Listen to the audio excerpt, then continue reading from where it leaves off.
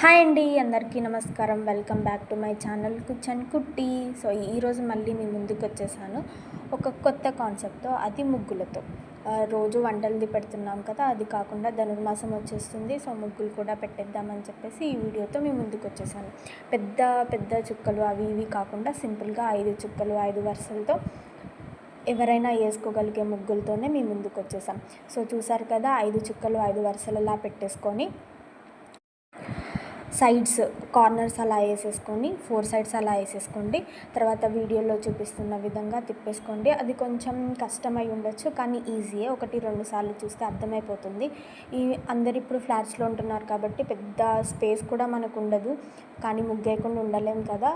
అందుకని మీకు ఈ చిన్న చిన్న ముగ్గులు, ఇంకా సింపుల్ ముగ్గులు ఎక్కువ టైం కూడా తీసుకోవు, చాలా తక్కువ టైం తీసుకుంటాయి.